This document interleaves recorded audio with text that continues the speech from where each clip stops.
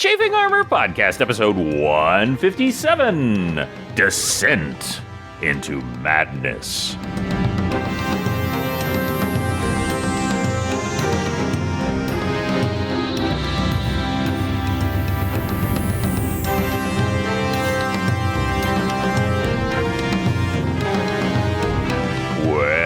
Welcome back to the Chafing Armor Podcast. I'm your host and lovable Dungeon Master, Michael Corley, and with me tonight in this special side quest is Dare. Dare, tell us who you will be playing instead of Tix Birchmanson.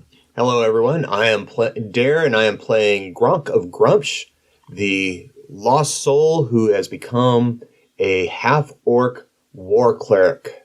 A very mighty one indeed. And when we last met Gronk, he had journeyed to Mascate on rumors of slavers. He had encountered a bizarre figure, a lizard folk dressed like a English adventurer from the 1880s with a flaming scimitar and a strange manner about him, who claimed to be of similar purpose.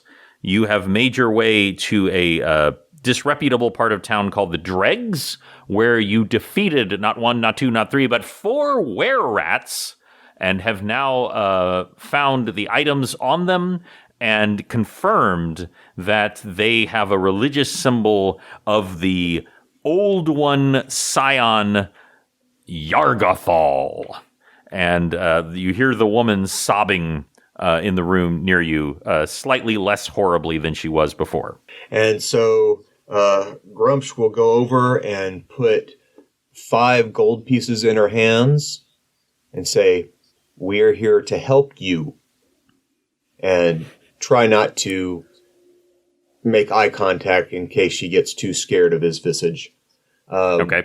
But give me another persuasion. Now, this time, I am going to let you take it at advantage, because 1, she's had a chance to calm down. 2, you gave her gold. And this woman doesn't have a lot of that.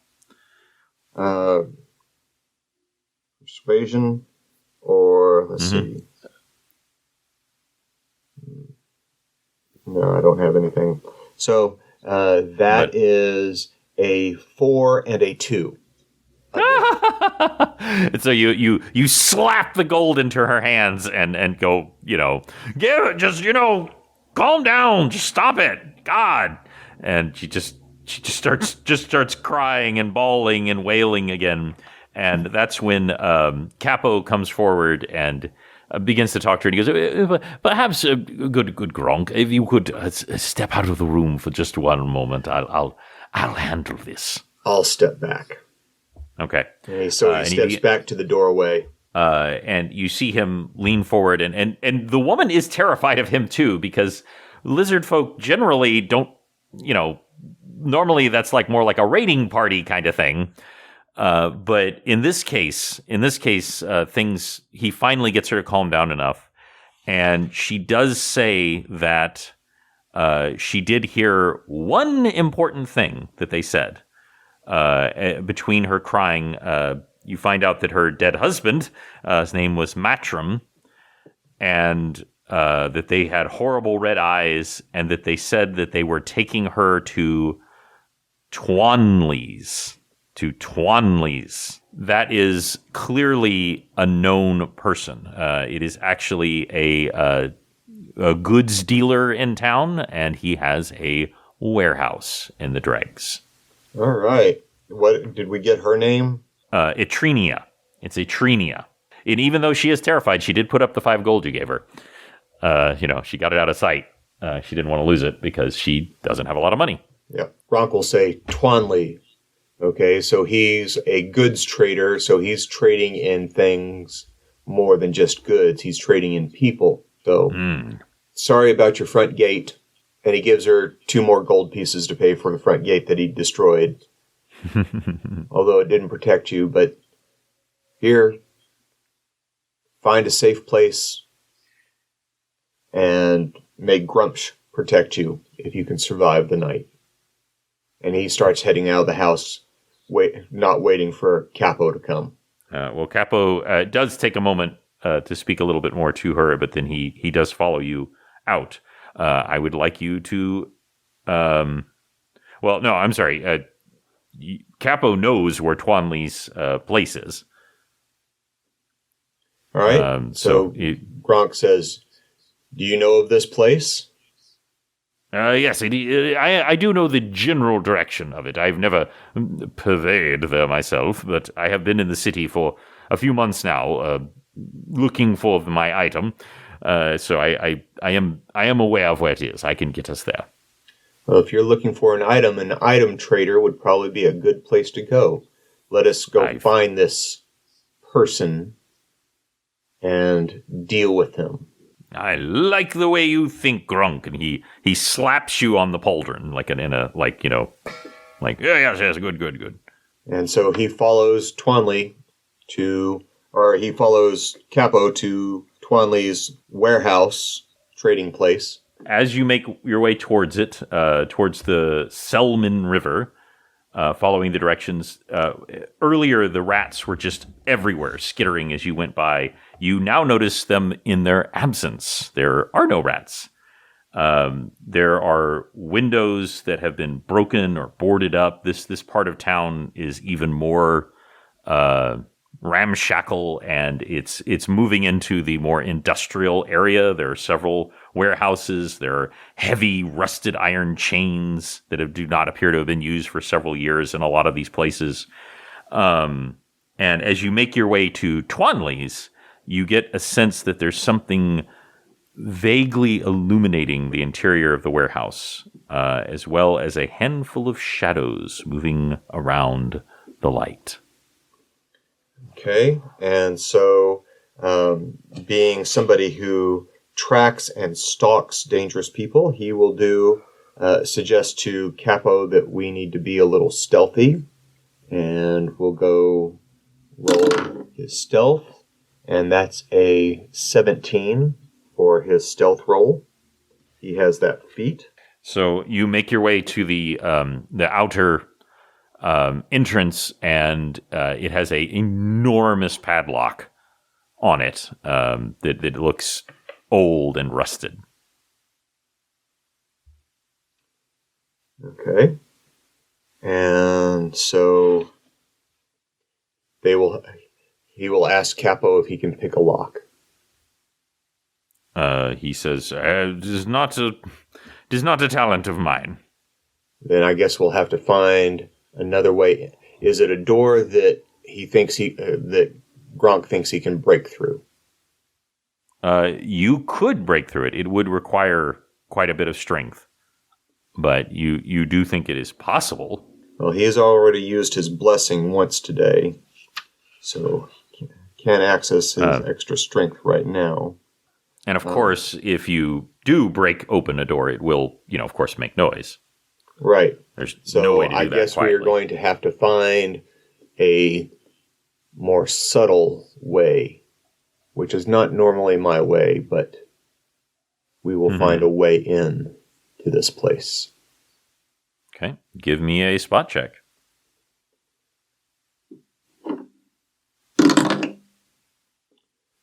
That is a nice 18. 18. As you kind of make your way around a little bit, kind of trying to keep an eye on the slight glow that you see coming out of one of the windows, you notice that kind of to the side that two different crates are next to the edge, and clearly one of them has been moved recently, as if to put it on top of the other one to make it more accessible to get inside. But currently they are one is at a 45-degree angle on top of the other. So he will gesture to Twanley for silence and make the sign to climb up and go in. It's actually not that hard to climb over the outer fence. It's a simple stone fence. It was just too high to just hop over.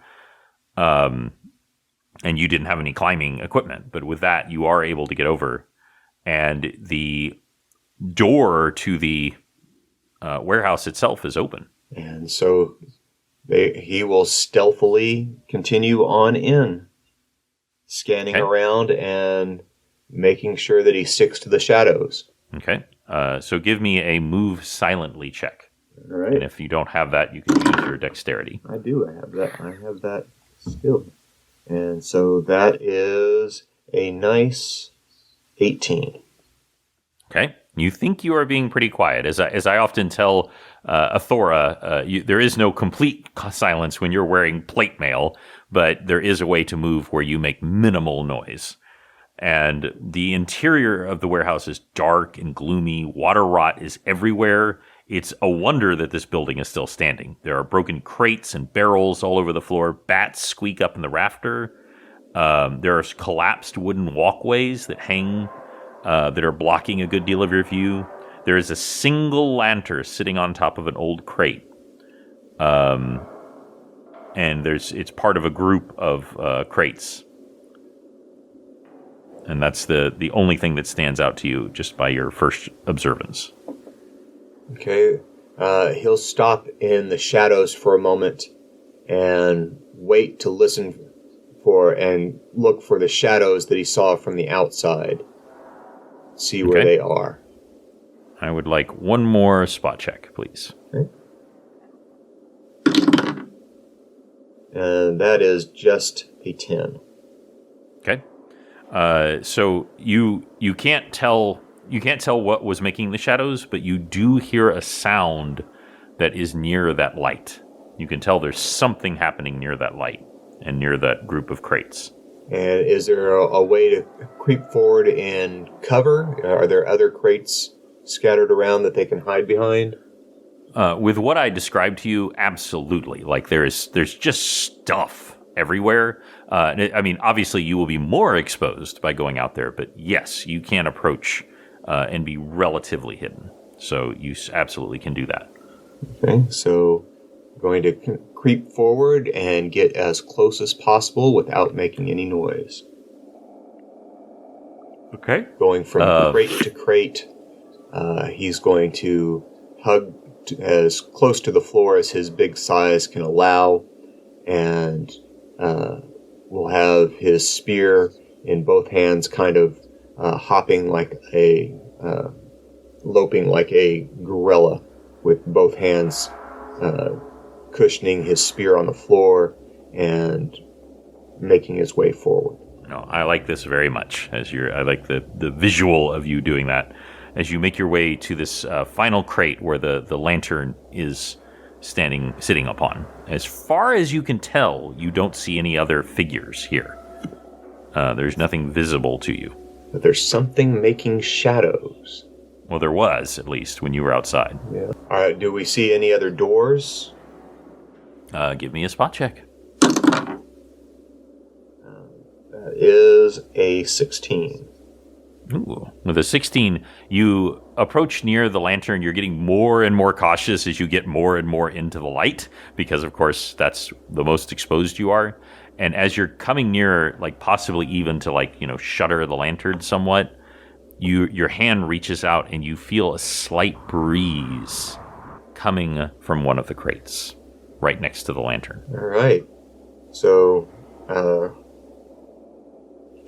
he signals to Capo that there's a breeze and a possible hidden entrance, and he goes over to see if they can find the door. Okay. Well, it literally is the crate. Like if you push the top of the crate over, there is literally just a stairs, like a cellar stair type, leading down into the darkness. You up for a little dungeoning? Oh, yes, good sir. I'm always ready to dungeoneer. That's where all the good loot is. Good. Let us go down and deal with these. I like your style, good sir. And he slaps you on the shoulder again. Sorry. The sound of dripping water and the smell of damp assaults your senses. The stair leads down to a smaller cellar-like space where mud and debris have been pushed aside, creating a pathway towards a collapse in the warehouse foundation. A narrow stone tunnel curves to the left, away from what you know is the river and back beneath the city of Masgate. You also see several things that catch your eye particularly, and those are the various signs of enslavement. You know them all too well. Arm shackles, shackles that are meant to shackle both the arm and the legs to hobble a person. There is a neck bolt to keep someone on a chain gang. Several items like that, and there are several areas on the wall where someone would be held. Where their chain would be held in a loop for holding.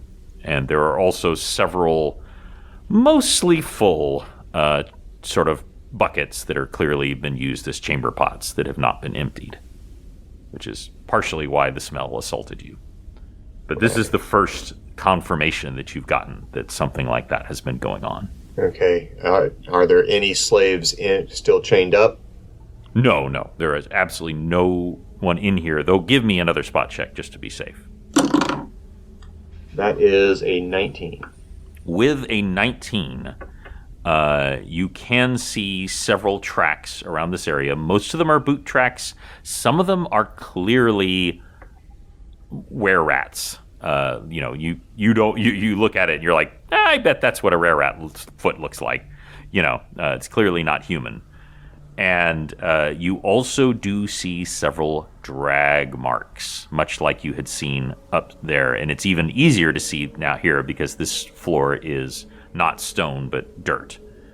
And they even catch a few specks of blood and broken fingernails towards the entrance to the tunnel. Gronk is getting righteously angry at this and is huffing and puffing and says, "We've got to move," and starts heading down the tunnel as fast as he can.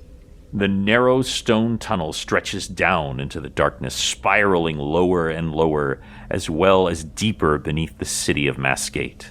The walls and the floor are slick with water and algae. The smell of copper begins to overpower the scent of damp and mildew as you descend. There are scrawlings on the wall, some clearly written in blood, the ravings of madmen etched in stone in the tunnel. Precious few of these scrawlings and writings make sense, but those that do speak of the coming of the end times, of the arrival of Yargathal, and the coming of the death of the world as you know it.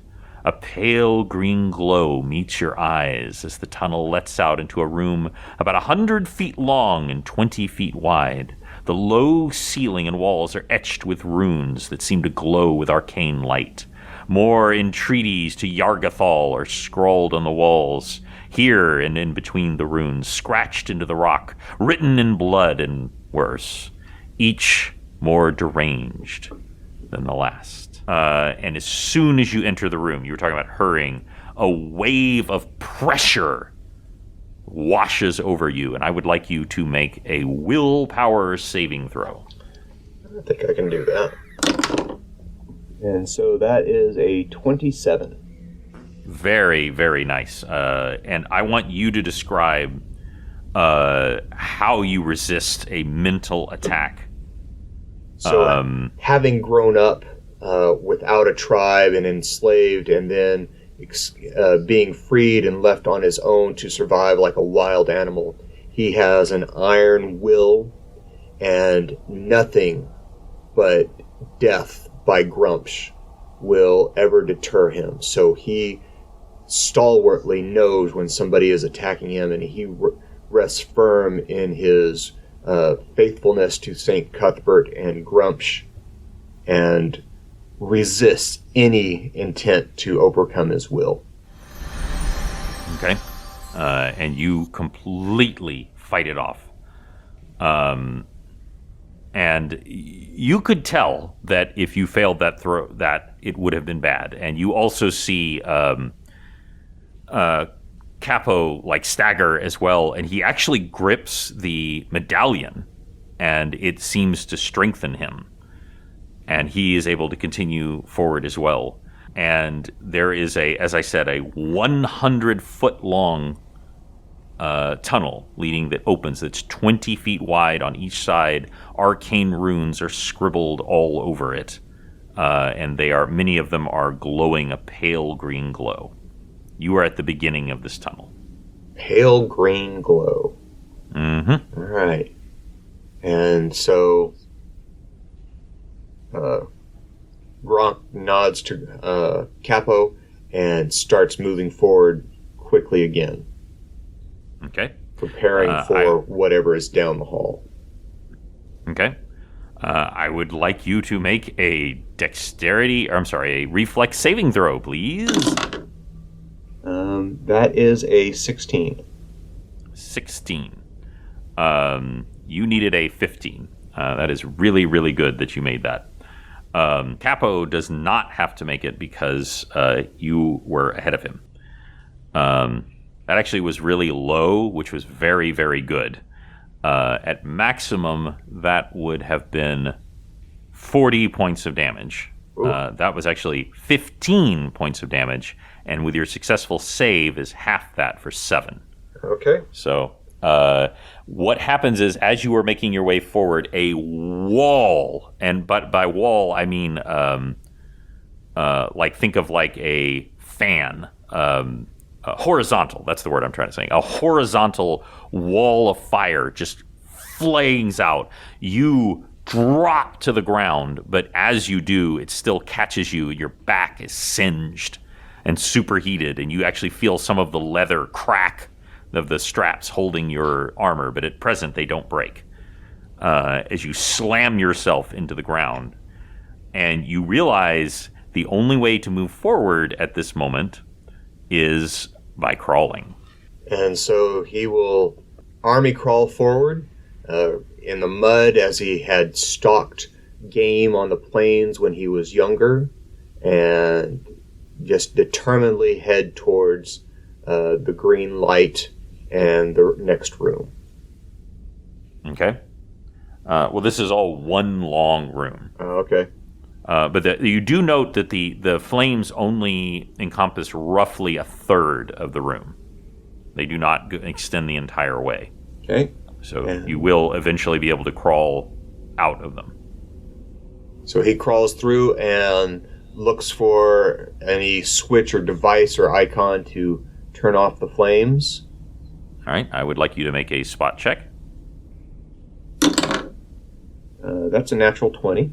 So that would natural be 20. 22. So with the natural 20, as far as you can tell, there is nothing that will turn this flame off. So as far as you can tell, the only way that you would have avoided this is if you had seen it beforehand and crawled. Or, like, say, if you had transformed into a rat and were very, very small. But with that spot check, as you are about to leave the flame area, and the flame is just baking over your head and is very, very uncomfortable, and you really want to take a swig of water from your pack, you can see that the area ahead is pitted and corroded. And you notice there are several small holes in the ceiling. Do I see any switches? Or is this, do I have to continue crawling along, or do I need to go over against the wall to avoid the acid?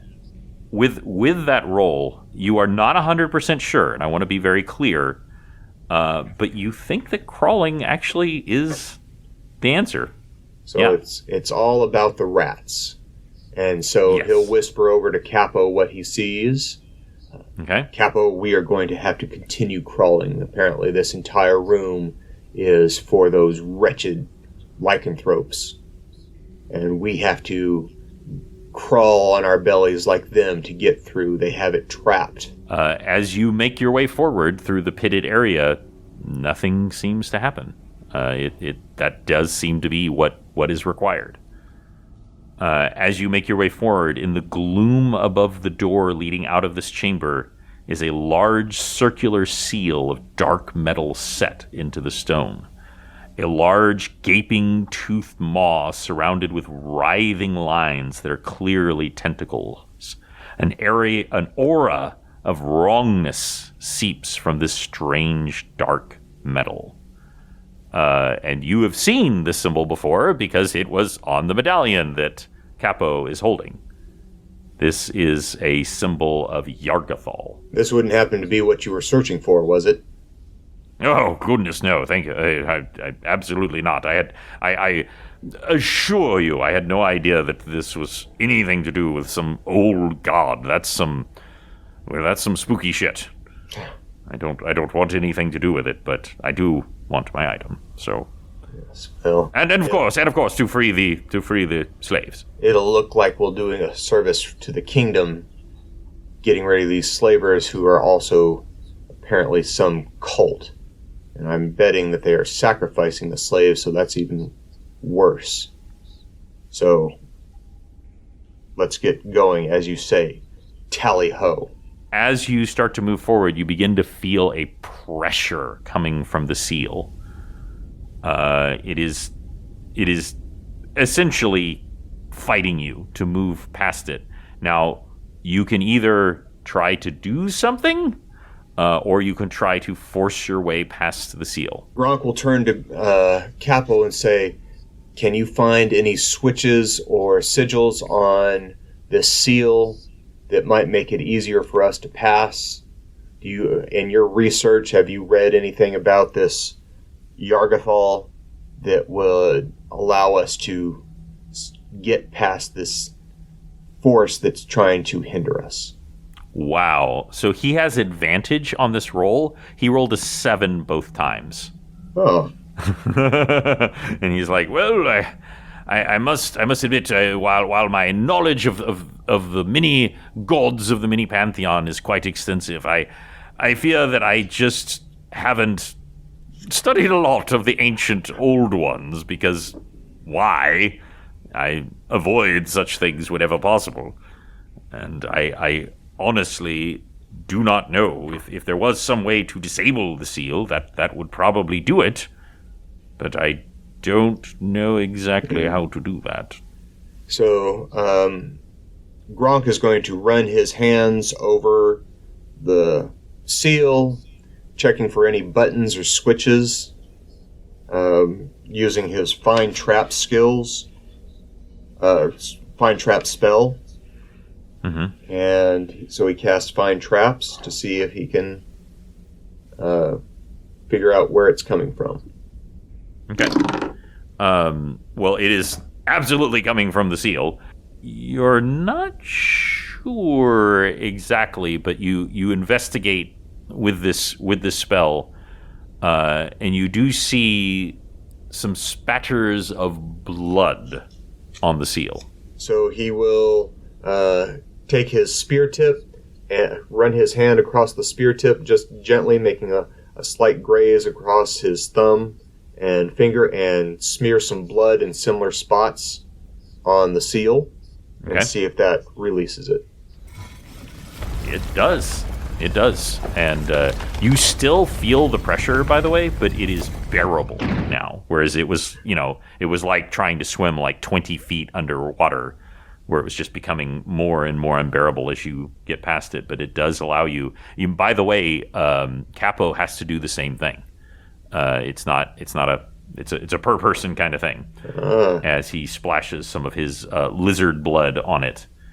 As you continue deeper beneath the city of Masgate, the temperature of you drops noticeably. There are no lights in this tunnel, but here and there patches of bioluminescent moss cling to the natural stone of the narrow passageway. Patchy aqua blue pale light bathes the infrequent patches of the visible tunnel in eerie gloom. As you make another turn, you're aware of sounds. Echoing down the tunnel, you hear subtle chanting, as well as dozens of distinct voices screaming for aid. But there is another sound filling the silence between ritual commands and cries for help, the collective screeching of a gathering horde, like a wave washing over you. Gronk will look at Capo and nod, and say a prayer to St. Cuthbert, and continue to move forward to see what's around. All this is with stealth. Do I need to re-roll my stealth roll? Not really, because it's really, really loud. So give me just a quick roll and just let me know if you roll a 1. Nope. That is a 16 plus. You make your way forward, and I mean, think where this is total Temple of Doom. Kind of thing, a level of noise. So it would be difficult for them to hear you if they wanted to. As you enter the immense cavern at the end of this tunnel, the first thing you notice is you can't see the floor as it's writhing with a sea of dock rats. The rats are backbiting and screeching, jockeying for position around the pool in the center of the chamber. Numerous torches burning along the walls with bright emerald fire reflect off a large, still pool of inky black water. Several commoners, bedraggled and beaten, are bound with heavy iron rings set into the stone wall opposite the space between you and and where you entered. Rats nibbling their feet and legs. Between you and the wall, on the other side of the pool, a large green fire burns wildly behind a stone altar. A humanoid figure bound and displayed atop its surface. The rats at your feet begin surging and nipping at your ankles and shins. You can feel some of them breaking through your armor, piercing your skin. Rats. Why did it have to be rats? No, I love it. You now have 1 point of inspiration for this excellent Indiana Jones reference. A voice somewhat familiar. Sorry, that was if you did something else. A voice calls from behind the large fire and says, "Welcome, honored guests." A figure wearing a mask that looks like a demonic rat. Its fur formed from writhing tentacles steps into view.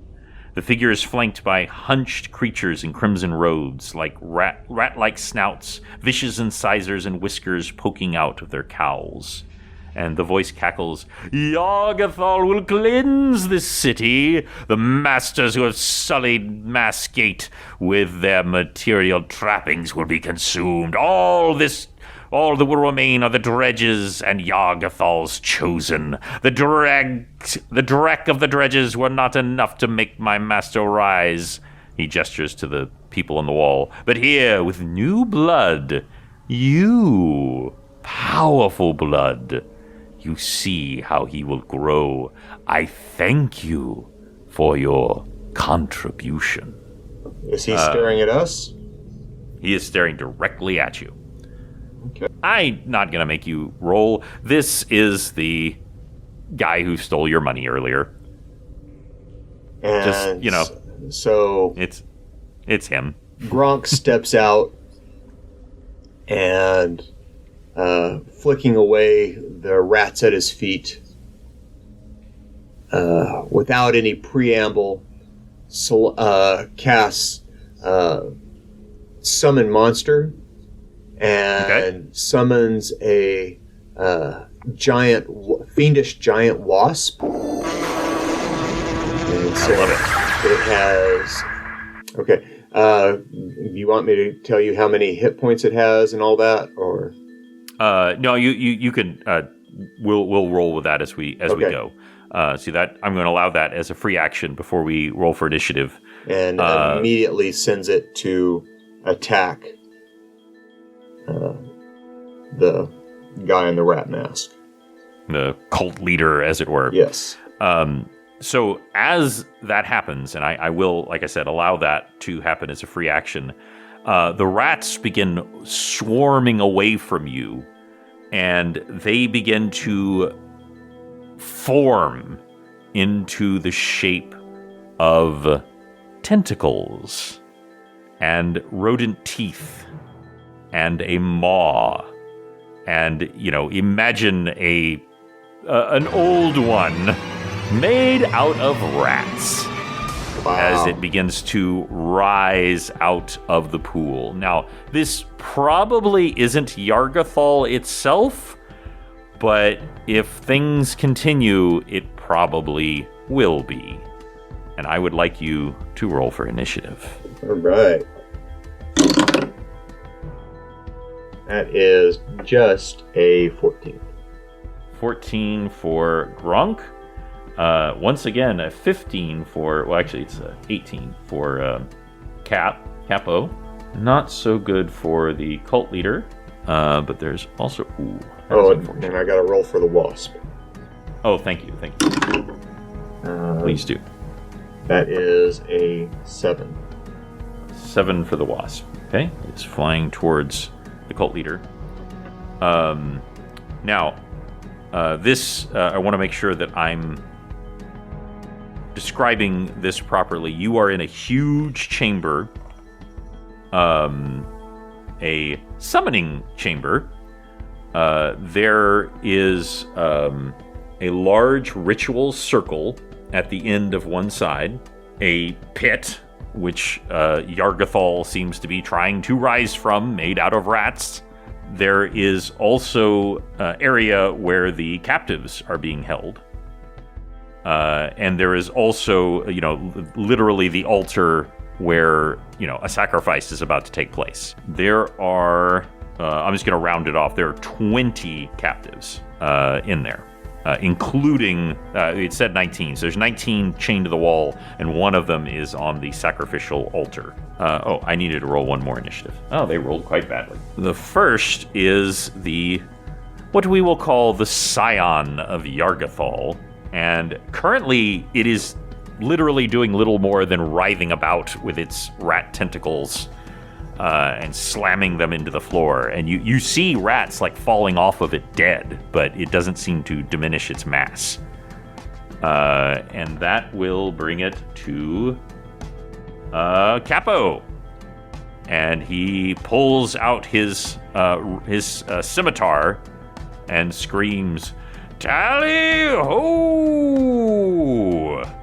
and begins to move forward, but he also takes out his pipe and throws it behind you. And instantly, just an enormous smoke bomb of a kind covers, and for a moment, the were-rat acolytes approaching from behind you are blinded by the smoke. And he charges forward towards the altar. But he will not make it in this round. And now it is your turn. All right. So Grunk will begin. How far is it to the altar from where he is? It is 50 feet to the altar. Okay, so his movement is normally 30 feet.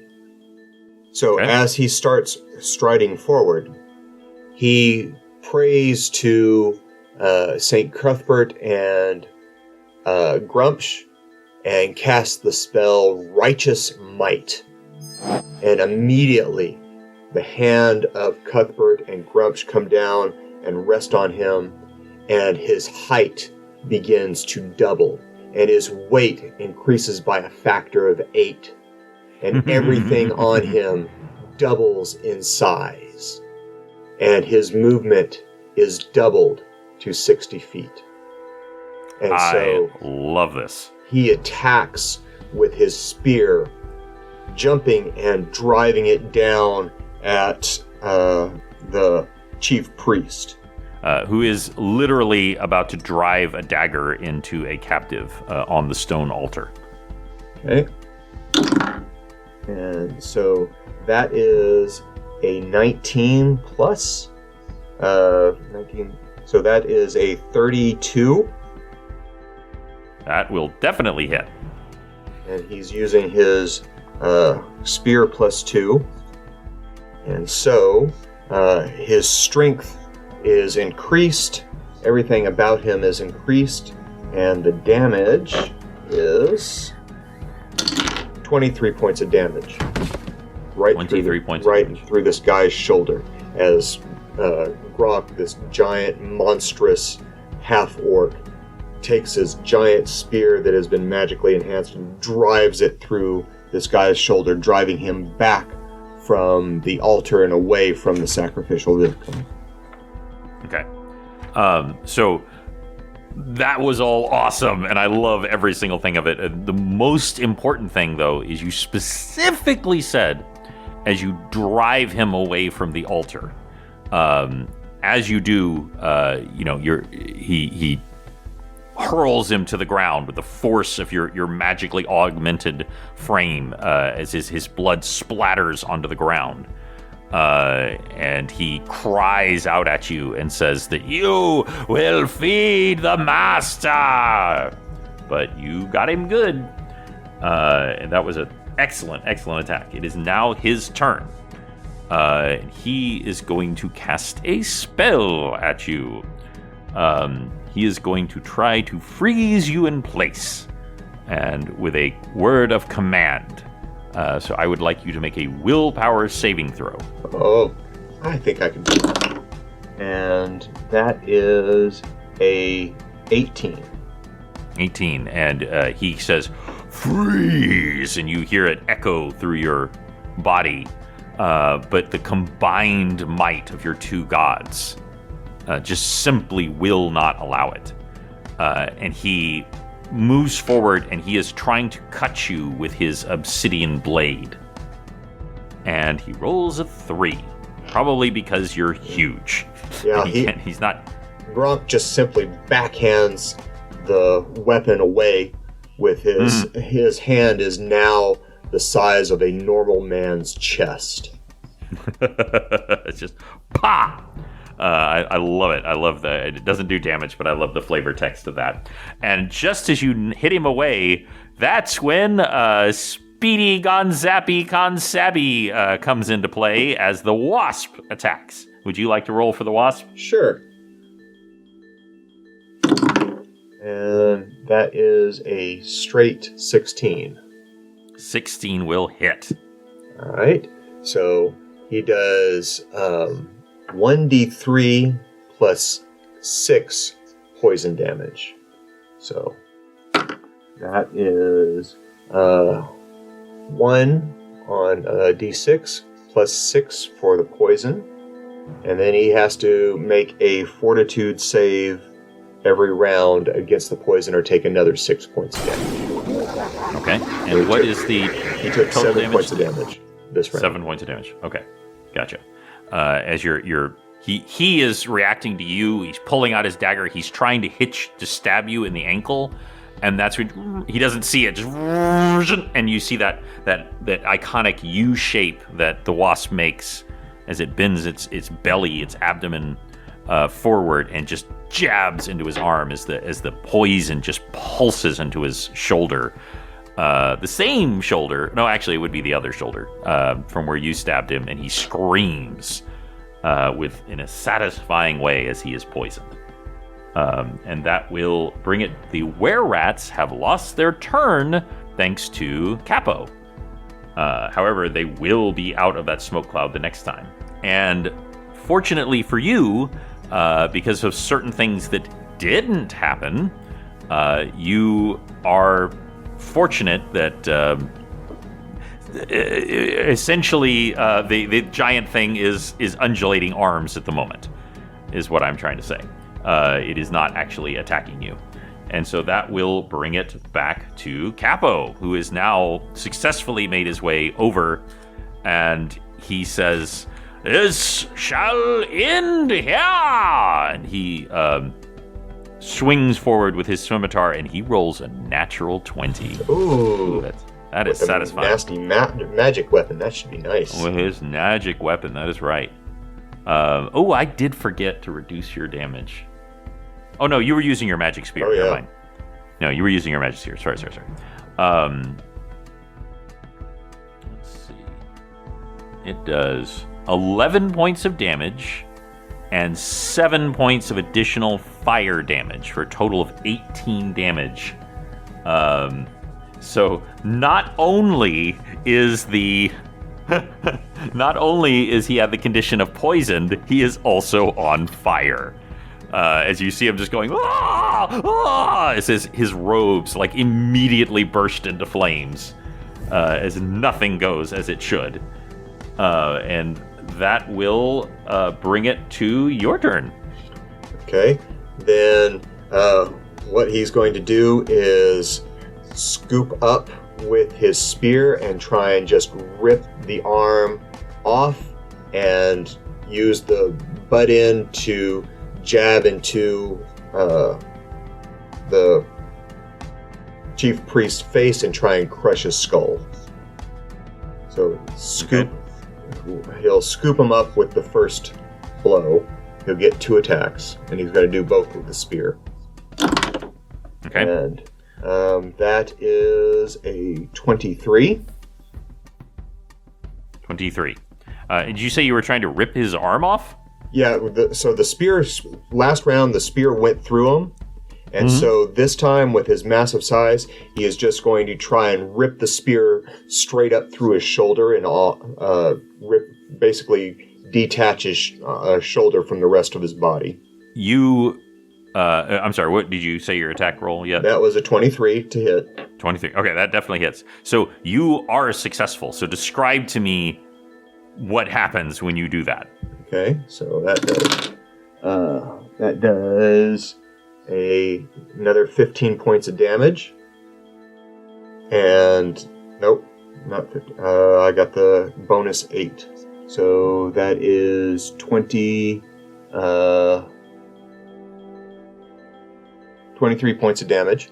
So when he has his spear, and so with his prodigious size and strength, he scoops up, putting all of the priest's weight on the tip of the spear and yanks it out, and so it bursts. The clavicle and shoulder pops out of the socket and just rends the flesh straight up, and the spear comes free, and then the body falls to the ground in the splash of blood. Okay. And then he gets his next attack. So you don't need your next attack because you straight up kill him. Oh. You kill him, which is great. The bad news is his blood pours onto the ground. And as his blood pours onto the ground, there is a rumble that goes throughout, and you see the flailing limbs begin to solidify more. However, specifically, his blood was spilled once before, the flame notwithstanding, and the wasp attack does not spill blood. So we technically haven't shifted into the next form yet, but he is bleeding heavily onto the ground, and as his blood falls onto the ground, you can see it soaking into the ground, and the scion of Yargathol begins to solidify more and more. Oh my.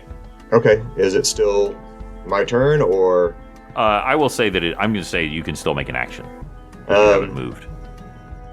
I am going to reach over and grab the torch stand that's on. You said one was on either side of the altar. Yep. And good memory. Throw it down onto the body and the blood, and dump all the oil so that the blood is contaminated and set on fire. I love this. I love this so much. I would just like a straight roll using your dexterity as a modifier, just to get a feel for the success of this. That's a 16.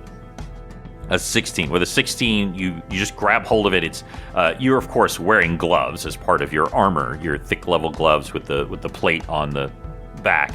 But even through that, it's heating up your hands and becoming extremely painful, because this is a roaring fire on top of this, and you just dump it forward, and the flame spills on. And we'll just say for the sake of giggles that he's not quite dead, and his eyes look up as you dump down, and he's as you just Darth Vader this cult leader, and there's just a horrifying hiss.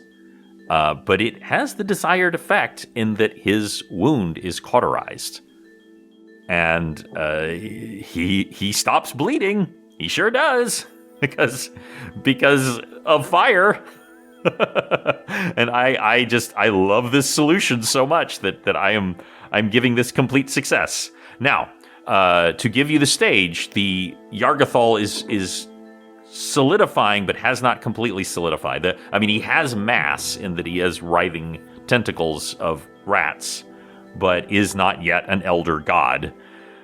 And you have the were-rats that are coming from behind. You have the 19 people chained to the walls, along with one person tied to the altar. I'm going to give y'all a free action here where you can decide what you would like to do next to try to resolve the situation. And so, with his large size, he will simply reach over and snap the bonds of the person strapped to the altar and yells at Capo, "Free the prisoners." Okay. So I would like you to make a spot check for me. I will not make you roll to snap the bonds with your size. It would be ridiculous. These are not chains. These are just ropes. That's a 13. The 13. Okay. So you can see where the prisoners are chained up, but not... Okay. So of this round, so he goes in and he begins to free them. He is using his scimitar, which is easily able to cut through the chain to the side. They're still, bound, but they are free, if you see what I mean. They're freed from the wall because he can't cut them out with a flaming scimitar without cutting their arm off. But he can free them from the chain that's binding them to the wall. Now, at this point, you have freed the captive here. He has freed one captive from the wall, and now the were-rats are coming at y'all. Is there anything else you'd like to do before engaging in combat? He's going to see if there's any more torch stands within easy reach. Well, there were two. There were two. Grabs the other lampstand and throws it into all the rats to set them on fire and spread the oil. And he will take anything that burns. Is there any furniture or any other things? Is the altar made of stone or wood? The altar is made of stone. Okay. There are a few items of wood near you, but they're not substantial. Okay. So, you have the sense that this chamber is very, very old, but perhaps, say, with the labor of slaves, has been greatly expanded recently, but it is mostly stone. Okay. He'll look around for anything else that can help burn all the rats. And then he has a moment of brilliance and casts Summon Monster again. Okay. At 3rd level. And commands a small fire elemental to appear. All right. I love it. And sends it into the middle of the rats. Ooh, so you're not... are you sending it into the were-rats, or are you sending it into the Scion of Yargathol? The Scion of Yargathol. Ooh, I love it. So this creature seems to get more powerful the more blood is spilled. But again, we established fire is not really good at spilling blood because it has a tendency to burn up the blood as it is spilled. And few things would do that more than a fire elemental. So the fire elemental is consumed by this Scion of Yargathol, but you greatly weaken it because a lot of the tentacles discorporate and lose their mass as these rats are just as it literally just eats up the fire elemental, but it does greatly weaken it. It is, however, not stopped yet, but that has given more time for Well, he rolls a 4. Okay, so he's released 2 more prisoners. You got 3 free along with yours, so that's 4. The prisoners are defending themselves, but they are weak and emaciated. Right. And they are trying to help free the other prisoners. But so far, that's the best y'all been able to do. Give me one more spot check. That is a 14. 14. The one thing you do see now is there's 2 different places where if you smashed the locks, it would actually release, half of the prisoners all at once. You would not notice that before. Right. So he swings out with the butt end of his spear to smash the locks, and then sends the wasp to attack the were-rats. I love it. Okay, so he turns around as you smash into it, and Capo sees what you're doing, and he further repeats with his scimitar, easily cutting through the other one. Everyone is free now. They're all like kind of staggering and stumbling about. They're all extremely weak and emaciated, but they are free. So you can try to get through the were-rats, or you can attempt to escape down the opposite side of this room. Gronk knows that he can't spill any blood here in this chamber, otherwise the transformation will be completed. So he starts directing the slaves out the other doorway away, and will act slowly back that way, allowing the were-rats to be drawn towards them, and will wait to do any more attacks until they come within reach. I would like you to make let's say a reflex saving throw. Okay. That is 20, not natural. Okay. So you manage to fend off the were-rats as the prisoners make their escape, led by Capo, as you make your way out. As you are fleeing back, you do take barely anything. 10 points of damage. That's paltry compared to what it should have been. As they stab at you with their rapiers, but you're just too big. Now, here's my question: is to get through this tunnel, you will have to drop your size. Okay. You literally won't, unless you want to crawl, which I don't think you'd want to do. No, he'll drop his size and cast. He gets a bonus to his magic vestment, so through his strength domain, and so that is an increase to his armor class by 3. So as he's dropped his size and guarding the escape route, his AC is now 24, and he is trying to draw the were-rats with him out of the sacrificial chamber so that he can kill them away from where the sacrificial walls are. As you make your way out, there is a thunderous impact that rocks you on your feet as you flee into the darkened tunnel and away from the madness of the chamber. Stones crack and break, and the roar of noise in the tunnel leading into the cavern containing the pool where the scion came from begins to collapse. A shrieking hiss of impotent rage from the creature is lost in the cascading crumble of stone. With a final clatter and rubble, all seems silent.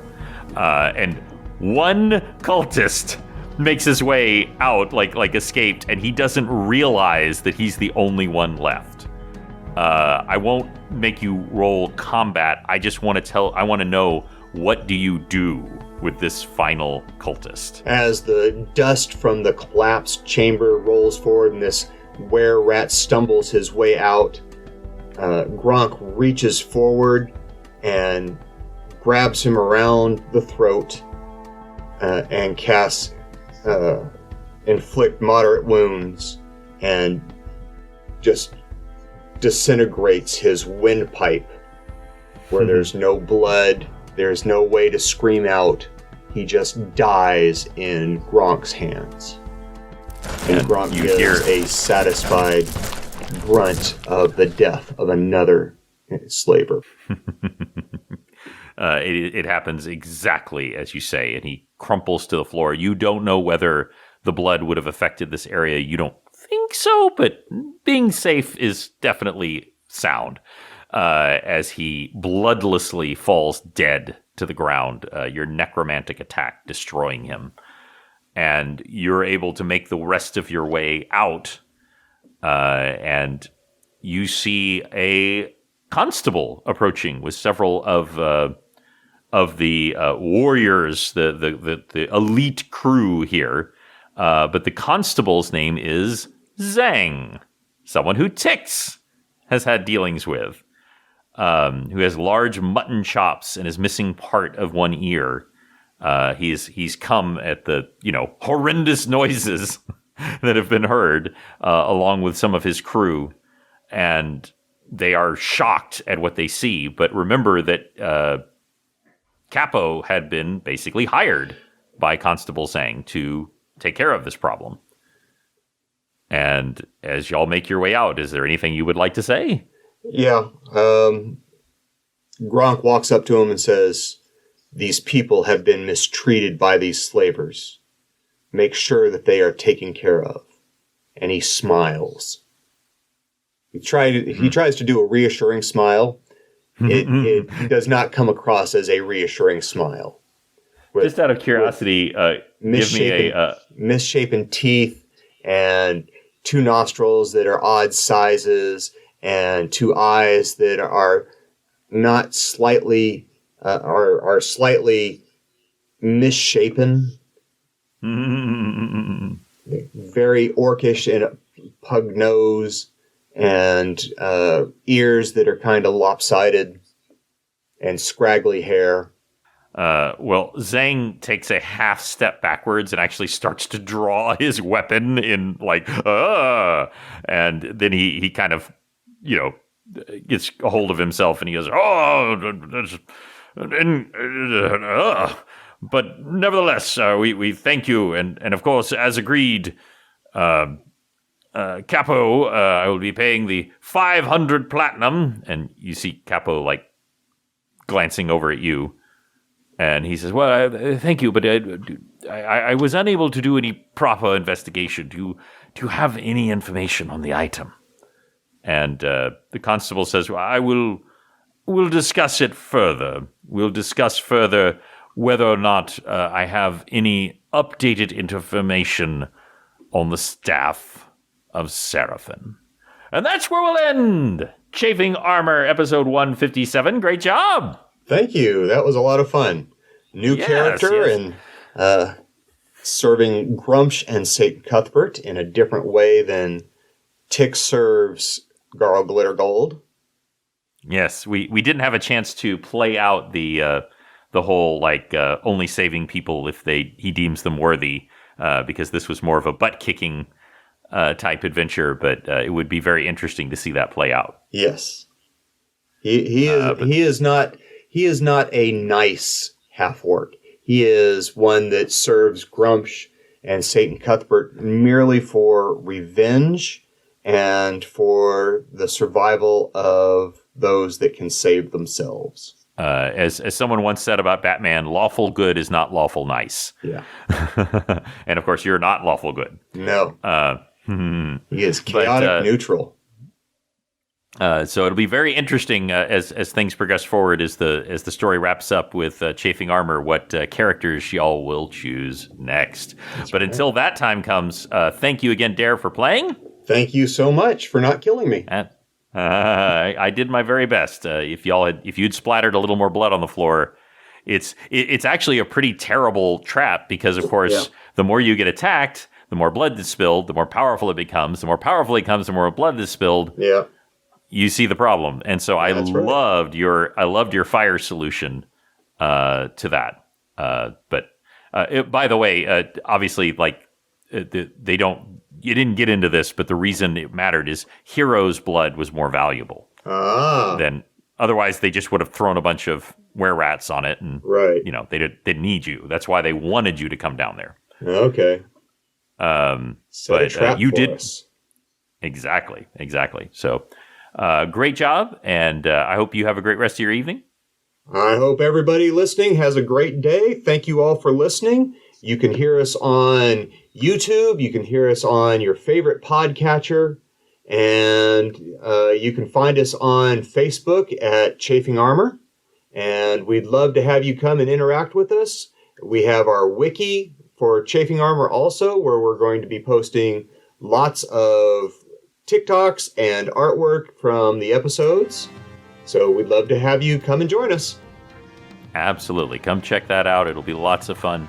And until we see y'all next, we will roll with you soon.